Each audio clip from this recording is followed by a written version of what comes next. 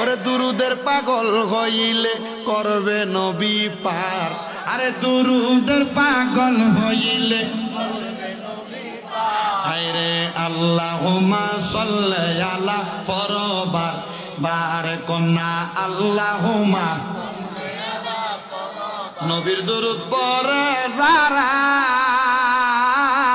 আরে পাক্কা ইমানদার গো তারা, আইরে তাই তো সকল আসে কানগন, তাই তো সকল আসে কানগন দুরুদ পড়ো বারে বার আল্লাহুম্মা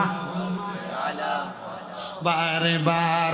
আমার নবী কই উম্মত দুনিয়ার জমিনের মধ্যে আমি নবীর উপর যেই উম্মত যত বেশি দুরূদ শরীফ আদায় করব, জান্নাতের ভিতরে ওই উম্মত আমি নবীর তত কাছাকাছি থাকব।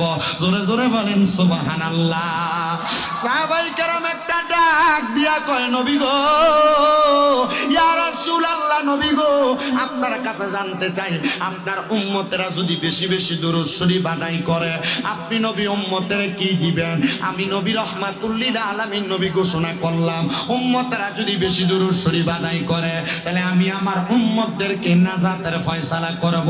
আনাস রাদিয়াল্লাহু তাআলা আমার নবীরে কয় নবী গো তাহলে আমি আমার 24টা ঘন্টা দিনে রাইতের এটার আমি 2 ভাগ করলাম, আমি 1 ভাগ আপনি নবীর দুরূদ পড়াম আর 3টা ভাগ আমি আমার জীবনের কাজ করাম। আমার নবী কয় এটা উত্তম, তবে বেশি পড়লে আরো বেশি সওয়াব। আমার নবীরে ডাক দিয়া কয় নবী গো তাইলে আমি 4 ভাগের মধ্যে 3 ভাগ সময়টা আমি 2 ভাগ সময় দুরূদ পড়াম আর 2 ভাগ সময় আমি দুরূদ পড়তাম না, অন্য কাজ করাম। আমার নবী কয় ভালো, তবে আরো বেশি পড়তে পারলে আরো বেশি ভালো।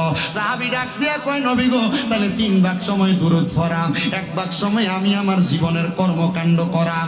আমার নবী ডাক দিয়া কয় আলহামদুলিল্লাহ ভালো, তবে আরো বেশি পড়তে পারলে বেশি ভালো।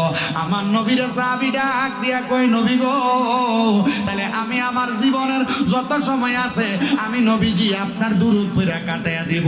আমার নবী কয় সাহাবী যেই ব্যক্তি যত বেশি দুরূদ পড়বে ওই ব্যক্তি আমি নবীর তত কাছাকাছি জান্নাতে থাকবে। আমি